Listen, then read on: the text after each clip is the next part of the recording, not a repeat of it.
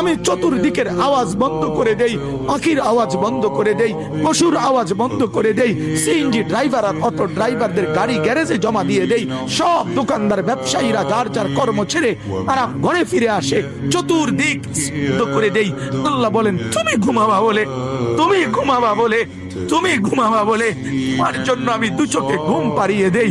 তোমারে আমি মাথা ব্যথা দেই নাই, তোমারে আমি জ্বর দেই নাই, সর্দি দেই নাই।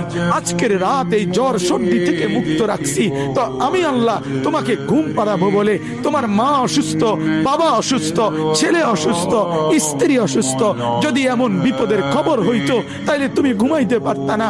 যদি তোমার পায়ে ব্যথা হইতো, আমি 2 মাস বহু রাতকে রাত আরামসে ঘুমাইতে পারি নাই, আমার পা ভেঙে গেছিল, আমি রাতকে রাত অঝরে কাঁদতাম, আল্লাহ তুমি আমার শিফা করে দাও, সুস্থ করে দাও। তাহলে আমার বন্ধু আল্লাহ বলে বান্দা তুমি ঘুমাবার জন্য আমি রাত বানালাম, আওয়াজ স্তব্ধ করলাম, দু চোখে ঘুম পাড়িয়ে দিলাম। তুমি দেখো না বান্দা, চতুর্দিকে খাট পাওয়া যায় বাজারে, আলম পাওয়া যায়, লেফ পাওয়া যায়, তোষক পাওয়া যায়, সব তো বাজারে পাওয়া যায়, কিন্তু 2 চোখের ঘুম তো বাজারে পাওয়া যায় না।